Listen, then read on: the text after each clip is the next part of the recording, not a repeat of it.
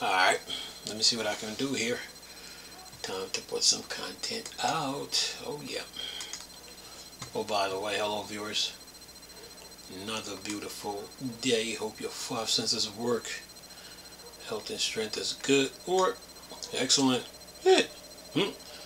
Lots going on in the game industry, boy. Let's see, what do we got? Gotta keep you guys in the loop, you know. Video game wise. Yeah. And keep pushing. Oh yeah. Okay, nothing here. Sorry. Keep moving. See what game. Let me see what game developer got. Okay, what do we got here on the game developer website? It says here, uh-oh, Epic and Apple again. Here we go again. Let's see, Epic Games CEO resubmits Fortnite to Apple app review again. There is no way a rapidly evolving multi-platform game like Fortnite can operate if platform use their power or process to obstruct. It says there, Epic Games has resubmitted Fortnite to Apple app review in the US after suggesting there was no reply to a previous submit version. According to CEO Tim Sweeney, Fortnite was submitted to Apple for a review on May 9th. Yesterday he posted on X, Twitter, that Apple hadn't approved the game release. Thanks VGC. We need to release a weekly Fortnite update with new content this Friday on all platforms. Must update simultaneously, so we have pulled the previous Fortnite version submitted to Apple review last Friday, and we have submitted a new version for review. The post read, and then it says, since May 10th, Sweeney has been sharing daily updates on X, saying that there was no review from Apple in response to people asking about the review status. Yesterday on Twitter, I call it Twitter, users asked Sweeney how he did not plan this. The CEO response was always, our release plan relies on platforms supporting app developers like us releasing apps. There's no way a rapidly evolving multi-platform game like Fortnite can operate if platform use their power or process to obstruct. And it says that's spotted by VGC. According to the app review, on average 90% of submission are reviewed in less than 24 hours by Apple. Well, let me put it to Tim Sweeney like this. You're getting a dose of your own medicine, you know. You're getting a dose of your own medicine, because remember what you did to the Steam Deck users about Fortnite? Yeah, remember that? So here's a saying, what goes around comes around.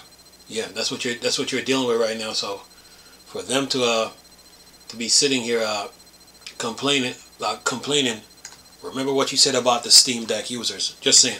Anyway, says here, let me keep going. If I can get through this. What do we got here? This week news is the latest in a series of development around a year of long legal battles between the two companies to reinstate Fortnite on iOS. In January 2024, the game became available in the European App Store. Again, 2 months later, Epic claimed that European account had been terminated, which was a serious violation of Europe's Digital Market Act. The account was reinstated the next day. Well, Epic is getting a dose of their own medicine, you know. You know what they did to the Steam Deck user base, and the statement they used came back to get them. So can't sit there and cry over something, you know. Anyway, let me keep going here. What else we got? What else we got here? EA new hybrid work policy requires a minimum of 3 days in office. The off-site local work model will be sunset within 3 to 24 hours. EA redefined its hybrid work policy, which now requires a minimum of 3 days a week in a local office.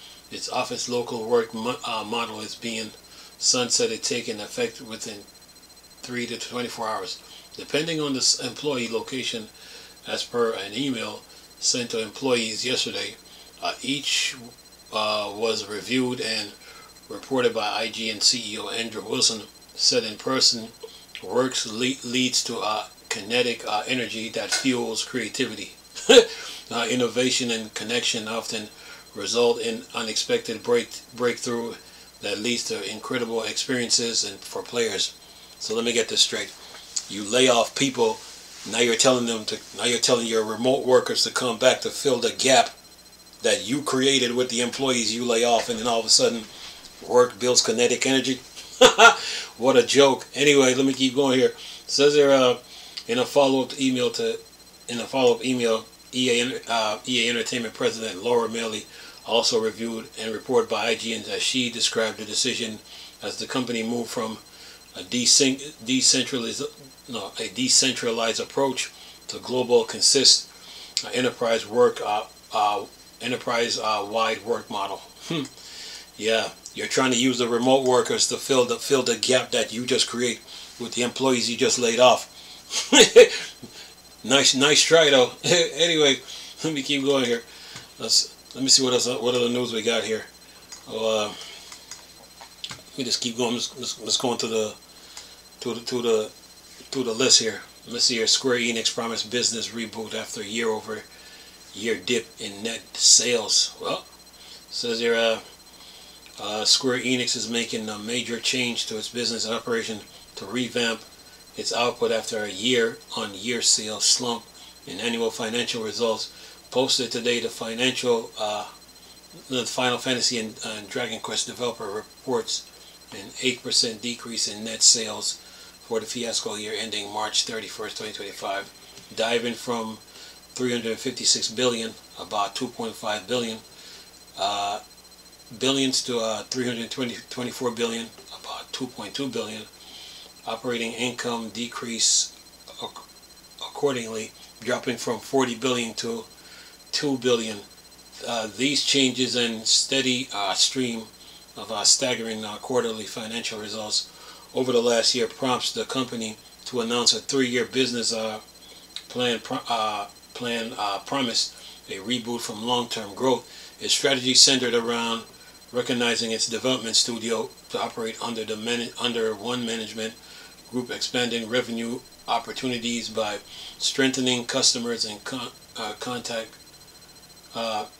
points and other operative initiative. All right.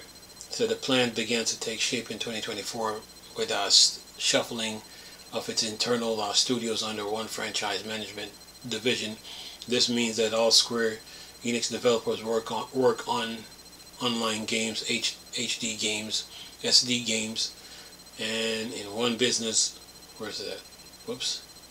in one business unit, its AI and engine development division, as well as its audio, QA, and other development-related specialized organization now shift outside these studios. The company says is shuffling the led to discontinued development of some games, including Kingdom Hearts mobile spin-off, and increased investment in titles that requires refinement. That last part about titles that needs refinement, he's talking about the God of War that was on the PlayStation 2. The PlayStation people on PlayStation 5 want those games to be remastered so they can bring them. No, the God of War people on PlayStation 5 want the God of Wars that was on PlayStation 2 on the PlayStation 5 remaster so they can play them.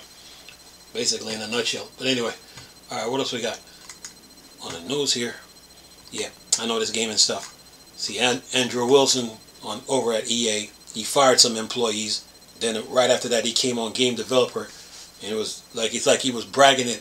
But now he's turning to the remote workers now to fill the gap that he created after the people he just let go. Just saying. But anyway, let me keep going here. Yeah, video games, love it. But anyway, let's see here. Sony may pass on Trump's tariff to customers.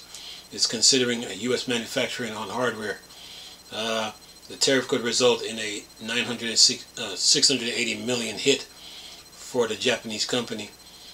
Sony told investors that it is considering to pass on the cost of the U.S. tariff imposed by the Trump administration to hardware price, including the PlayStation 5 affiliate device, which is currently projected to be 100 billion yen, 680 million impact. As noted during the company's investor call around the fiasco report for 12 months ended March 31st, 2025, Sony CFO Lin Tao said that the tariff includes hardware businesses, which includes games and semiconductors, in the refinance to the 145% tariff imposed on China, where Sony manufactures the majority of its hardware, which includes TV, cameras, microphone, and of course the PlayStation products. We're just simply calculating the tariffs to come up with a 100 billion yen, but thinking about the currently available information and also looking at the market trends, we might pass on to the price and also shipments allocation. So we're taking different measures in managing to come up with the 100 billion yen figure, Tao said via translator. It says at a point, as pointed out by Senior Vice President Sadeko Hawakawa, 100 billion figure may not be reflecting this week's reduction between China and the U.S. This is referencing an announcement on May 12th that led to a temporary U.S. tariff reduction of 145 to 30% on Chinese products, which will be in effect for 90 days. Yeah, the business of video games, man. Anyway, that's why I'm glad I got the Steam Deck till this day. I have zero regrets. Okay, let's see. What's this? Oh yeah. So I'm glad I got it till this day. No regrets. Zero regrets. Says why Remedy Entertainment built FC Firebreak around the player schedule, not the other way around. Too many gamers ask too much of their players. Too many games ask too much of their players, especially in multiplayer space. Says here, Remedy Entertainment has a history of being experimental with genre favorite like Alan Wake 2 and Control, but largely sticking to the cooperatively safe waters of premium single-player games. Now, Remedy is using the settings of Control as a launchpad for a live service co-op shooter called FC Firebreak, their first crack at an online co-op game about contending with the oldest house following a new lockdown. Says here, producing an online live service game these days is an increasingly risky business that many developers have struggled with. They just didn't follow the blueprint. Anyway, says here a factor is that playing a live service game and keeping up with the content and other players is time consuming, and only so many games can operate within that space at a given time. With that, the developers at Remedy Entertainment have built their take on an online live service game that not only allows players to tune to the activities to match their pace, but also offers a way for players to take in as much as they want when they want. Alright, and what else they say here in a chat with game developer director Mike Kayet explained that Remedy is expanding the connected universe further while also building an online co-op game that's all about getting players right into the action and progressing at their own pace, all to build a suitable live service that can control players with plenty of time on their hands, and how they're ensuring players who don't have a lot of free time won't feel left behind. Alright. Alright, what else we got here? Keep moving. Okay, we already talked about Monster Hunter already. Now, on to the next. What do we got? Come here. Yeah, but EA think they're so slick. EA fired the employees. Now they're telling the remote workers to come back to work now, so they can try to fill the gap of the employees that they just fired. Ain't that some? Anyway, what else we got here? On the gaming news, keep moving. Okay, we talked about Stalker already. We got that. That's already done. Talked about that already. Stellar Blade. We already covered you. Let's see what else we got here. Phoronix, what you got? Got anything? Yeah, Phoronix get technical, man. So yeah, you got to know this computer stuff though. That's for sure. What else we got here? Okay, Tom's Hardware. What you got? Nothing. Nothing.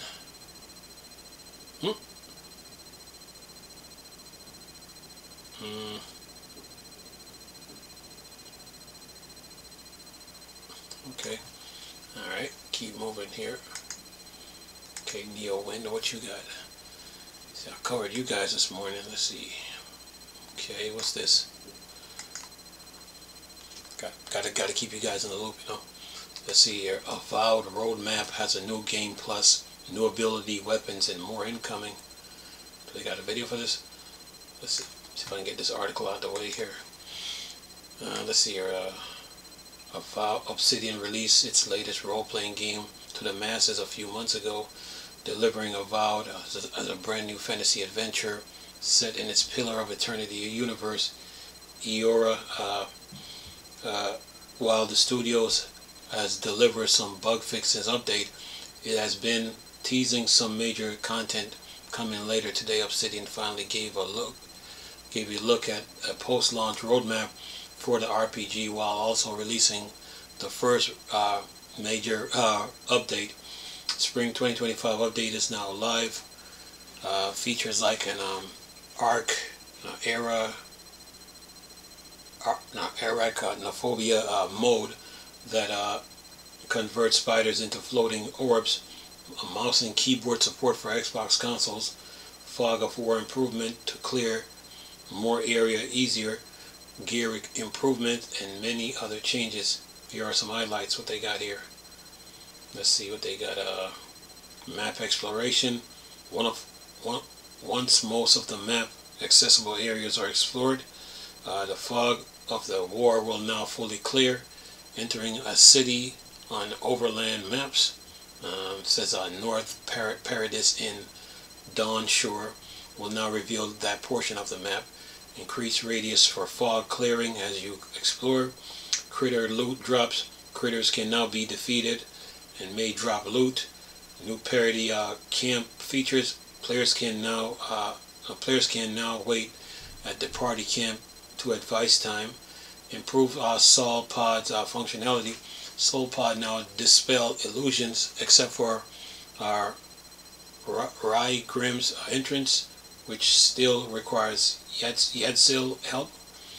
New setting option, chest now optional. Appears on the minimap. Power stacks with the bow and Arquebus can now be cancelled with a new settings. And what do we got here?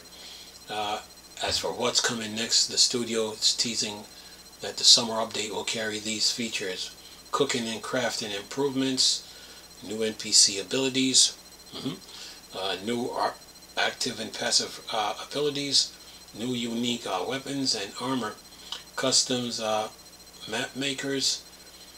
Next the fall 2025 we'll have these additions. See if I can get this out of the way here. Okay, it will have our new game plus, photo mode, new weapon type, changing appearance in the worlds, new character preset, more godlike features. And it says as Obsidian continues to update Avowed, it also develops the Outer Worlds 2. The humorous sci-fi RPG does not have a release date yet, but it's slated to launch in 2025. The studio has major changes planned for the now 10-year-old Pillars of Eternity. Updates are coming in, marching in like ants. Oh.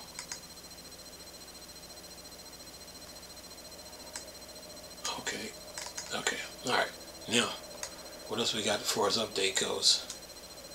Oh yeah, got to keep you guys in the loop.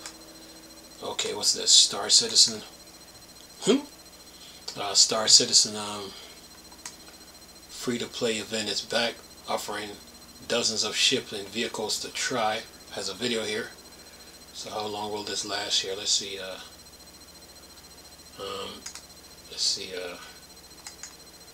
If you're a new player and needs a refresher, Cloud Imperium Games have given some direct on how to reach the event location on planet ArcCorp.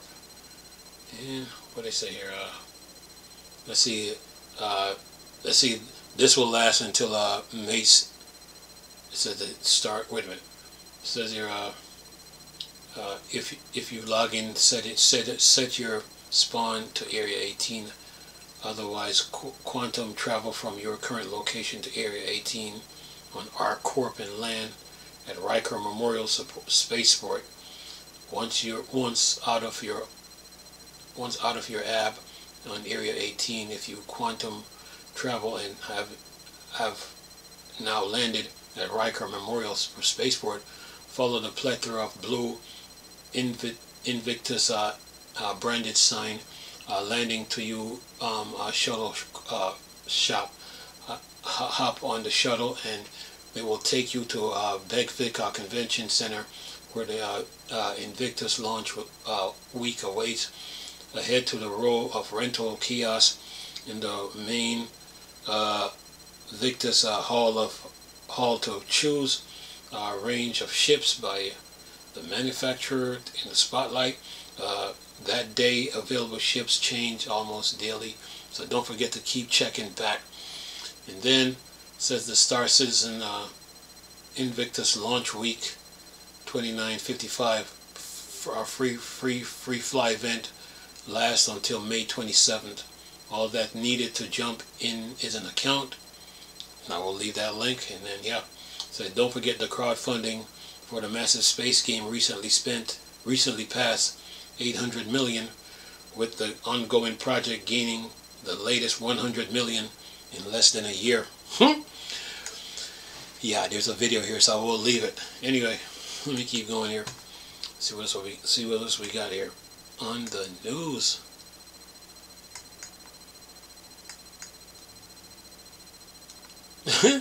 Man, let's see what else we got here on the news. Video games. Okay, we did that already. Free to play. We talked about that. Talked about the free games already. That's done. Talked about Doom on GeForce. That's done. What else we got? Anything else? Yeah. All right. Keep looking here. Almost done. Let's see. What do we got?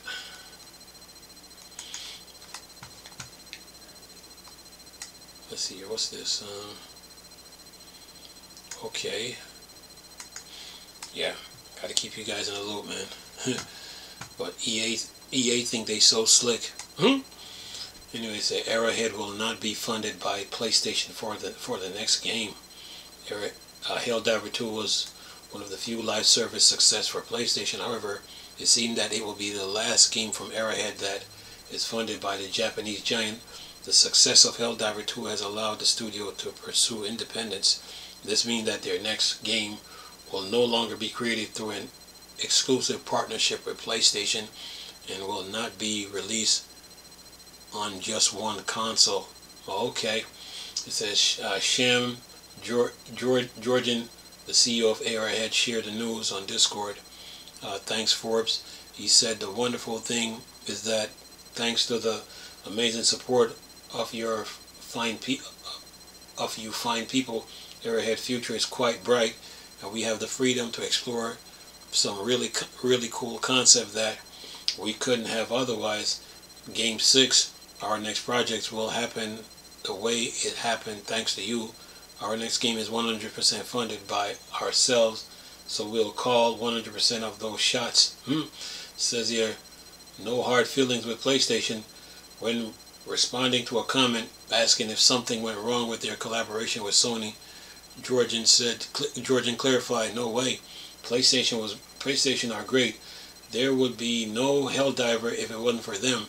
We're open to working with them again in the future. They are incredibly game dev oriented, solid partner. And this is me just saying it is like it is, not blowing smoke up there. Anyway, says here, so there's no hard feelings between Arrowhead and PlayStation. The studios simply want to be fully independent to make all decisions on their own. Likely mean that Arrowhead next game will be available on PlayStation, Xbox, Switch, and PC. Yeah, crossplay. Anyway, well, I hope they can learn from the Bungie, Bungie leaving Microsoft, and the creators of Ori. You can learn from them, So yeah, but I understand why they want to go independent, But yeah, and the thing is, like, when you go independent studio now, you realize that the best thing to do is like get it. Like I told the developers of Splitgate, get a warehouse and turn that into a studio to save you some money, if you get the point. Anyway, let's see what else we got.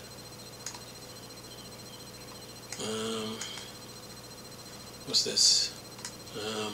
God of War massive success led Sony to demand a sequel in half the time, twice the length, and more bosses. It says here, the success of God of War was so big that Sony leader asked Santa Monica Studio, the developer, to quickly make a sequel that was twice as long and more enemies and more bosses. This is a classic story of a miracle project that led to God of War 2. Ariel Lawrence, the game director of Santa Monica, shared her experience. We didn't know what God of War, the first one, would do. She said when it finally released, we were like, oh wow, everybody loves it. And it says, as you might know, when you achieve good result at work, you're often given bigger and harder tasks. Facts. Just like in Case, the company came around and was like, okay, you're going to make the second one, and you're going to do it in half the time, and it's going to be twice as long, and more bosses and enemies. Lawrence remembered all of us were like, okay. In truth, God of War 2 took a lot from the first game, but it was still a very massive project requiring a huge amount of work. It says, we did it, said Lawrence, adding, I don't remember a lot of sleep those years. The rally at the end, I think close is one of my favorite time. It's crazy because it's a crazy sauce. We hope they didn't have to do too much crunch time. In any case, everything turned out well, both for God of War games and series of playable on PS4, PS5, and PC. Oh yeah. Okay, and of course PlayStation 3 and 2. Alright, what else we got? Keep moving. Let's see here. Okay, Sony announced PS5 sold 77.8 million units. Sales declined to the last year. Okay, we talked about that. Alright. We talked about that. To me, when it comes to Nintendo, I've always said they should have stayed with the Wii U and just keep improving and just keep using it. What else we got here? Okay, game developer. Okay, we did all that. Oh, let me see if our Tweaktown got anything. Tweaktown. See if Tweaktown got anything. Got to keep you guys in the loop. Yeah. Alright, see if Tweaktown got anything here. Oh yeah, got you guys, man. Let's see what else we got here. What's this?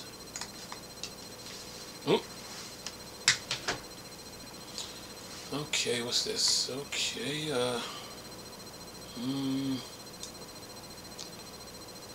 GTA 6 sales delay will drop console sales by 2% in 2025. Well, let's see, what's this up? Okay, what's this? Yeah.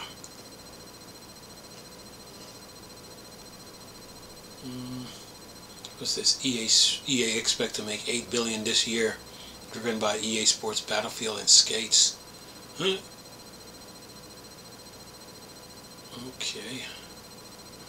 What's this? The next Xbox won't use ARM chips. Yeah, I saw an article on WCCF Tech. They might. I thought they were going to do it. I thought they were going to use ARM's chips. What's this here? What do they got here?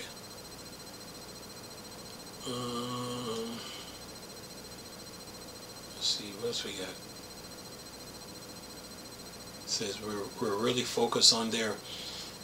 We're really focused on there is delivering the largest technical leap you will have ever seen in a hardware generation, which makes it better for players and better for creators and the vision that they're building. Okay, all right. Well, we'll see what that means. Keep moving here. All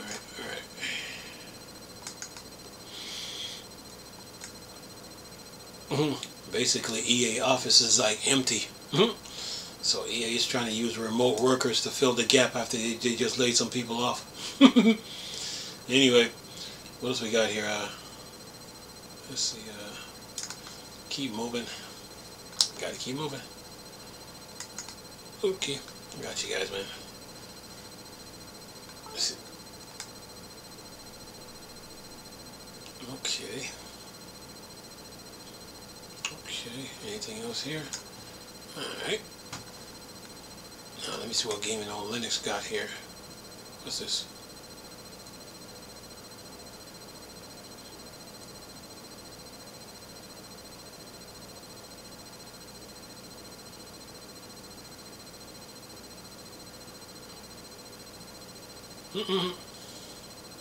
What's this? Kojima? Well, it says Kojima prepares for the end by leaving USB will of game ideas. Hideo Kojima, the iconic director of Death Stranding, has said he has a USB stick with all his new game ideas on it for after he dies. Man, says here Hideo Kojima revealed during a recent interview that he has a USB stick full of game ideas after he dies, describing the thumb drive as kind of like a will. Says here, turning 60 was less. It says turning 60 was less turning point in my life than my experience during the pandemic. I fell seriously ill at that time and also had an eye operation until then. I don't think I was old, you know. I just didn't feel my age, and I assumed I would be able to create for as long as I live. But then I became sick and I couldn't create anything, and I saw a lot of people around me passing away at that time. Meaning they died. It says I was confronted with death. Of course, I recovered, but now I was thinking, wait, how many years do I have left to make games or film? Perhaps I have 10 years. And then he says, I gave a USB stick with all my ideas on it to my personal assistant, kind of like a will. Perhaps they could continue make things after I'm gone at Kojima Production. This is a fear for me. What happens to Kojima Production after I'm gone? I don't want them to just manage our existing IP, said Kojima. Yeah. Well, Clint Eastwood said it best. A man has to know his limitations. Yeah. So well, Kojima is preparing for the worst. That's what he's doing. Preparing for the worst. Oh man, what did I just do? Get out of there.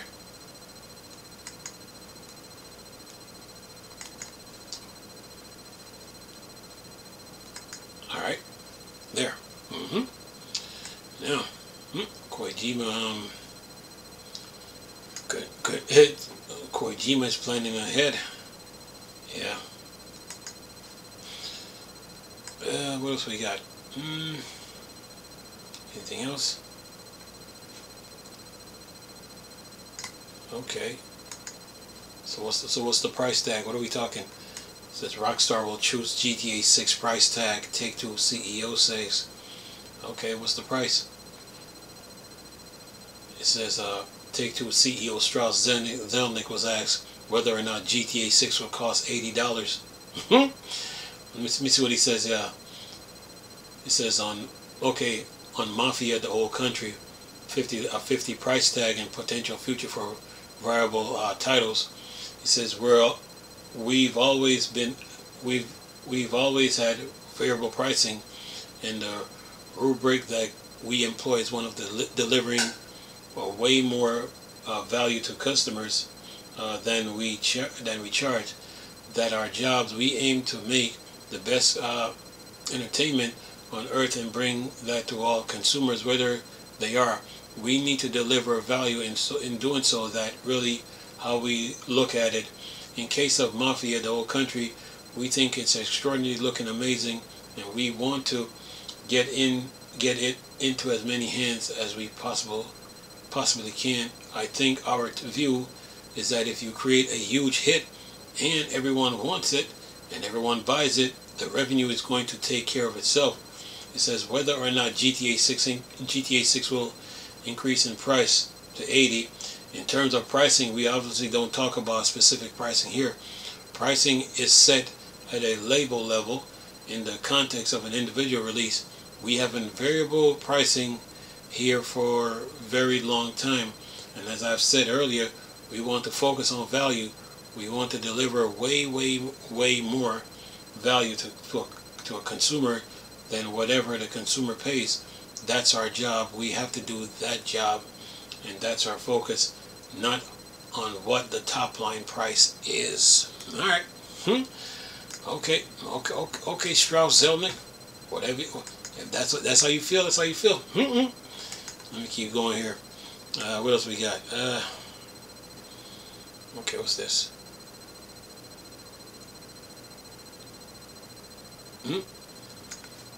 Okay. I'm gonna have to cover this one separately, but I'll get at it. I'll get at it. Let's see. What's this? Boom, boom, boom, boom. Okay. Anything else? Okay, a screenshot. Kingdom Hearts 4 screenshot reveals what's this? Quadratum playable Mickey Mouse. Okay. Screenshot. I guess we're gonna have to wait on that. Let's see what they got. Let's see if they got anything to say here. Says here, we're determined that it would be difficult for us. I'll come back here. Says here, we are determined that it would be difficult for us to offer a service that player would find satisfactory over a long period of time, leading us to a decision to cancel development.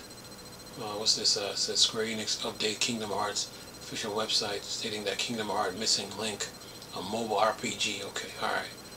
But then they say we're currently working hard on Kingdom Hearts 4, and we'll continue pouring ourselves into the game development. We're dedicated to making this experience that lives up to your expectation. Okay, good for them. Good for them. Keep working on it. That's what I say. Keep working on it. All right. What else we got here? Anything else?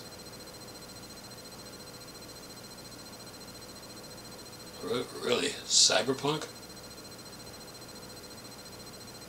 Let's see, what's this?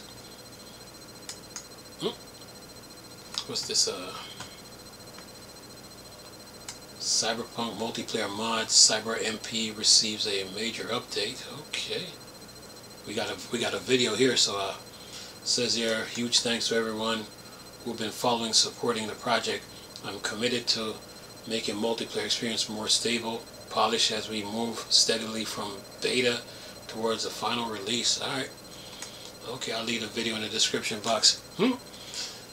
Okay. What else we got? Splinter Cell Conviction. What's this? Yeah. It says here, Splinter Cell Conviction storyboard emerges, called back to game original 2007 version. What's the whole point of this here? Let's see, what they saying? They're saying calling back to a time when Ubisoft was determined to reinvent the formula of Splinter Cell series. Storyboard art has surfaced on Reddit, calling back to the game's original vision. This is when first showcased in 2007. Splinter Cell Conviction was a significant departure from anything we've seen in the series.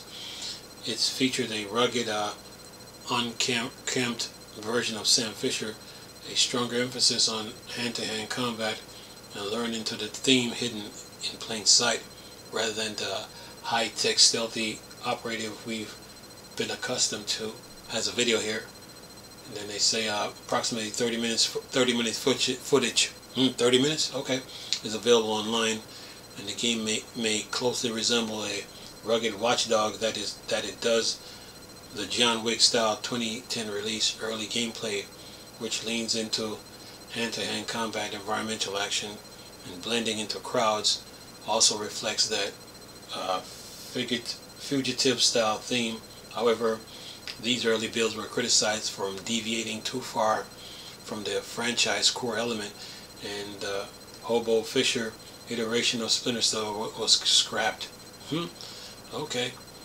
And then what they say, forward to 2025, the storyboard concept has emerged. Cancel iterations of the game, image highlights, snippets of the on the run Fisher, along with the sequence, shows that encounters between Sam and the game original antagonist Lawrence Williams.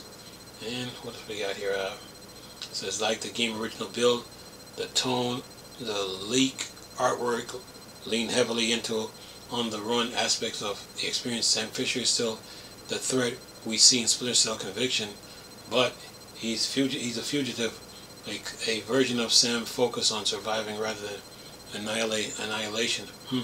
In the end, Splinter Cell Conviction 2010 was released to favorable review and holds the 85 on Metascore to this day. However, it remains fascinating to envision how the game might look had Ubisoft embraced this bold initial vision.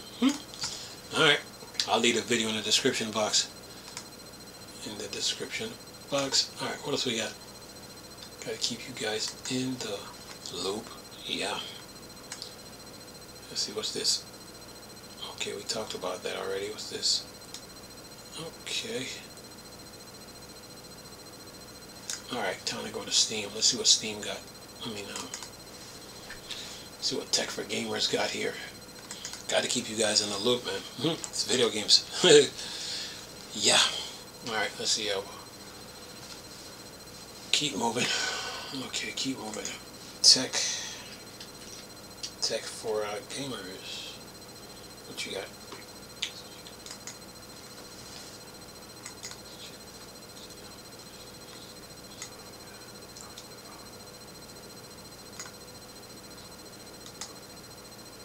Okay, what do we got? Okay. GTA 6 delay could cost PlayStation and Xbox 700K console sales in 2025. See, they should have released it, like I've always said. They should have released the game and then try to update the game right then and there. Yeah. Anyway, what's this?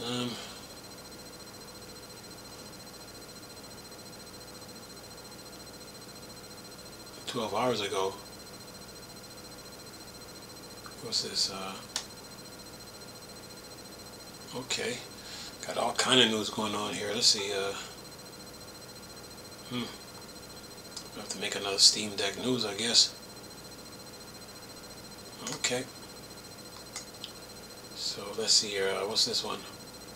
They should have released GTA, But if they got 250 million views, and the average person watch the first trailer for like say 3 or 4 times, divide that by, take 3 or 4 and then divide that 250 million, then you know how much GTA is going to make.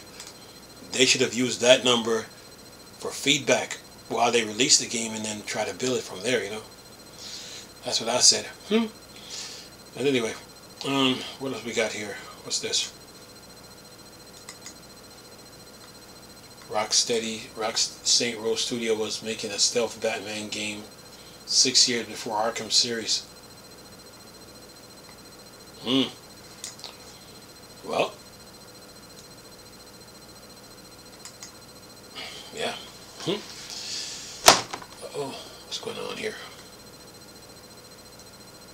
Gotta wait. Yeah.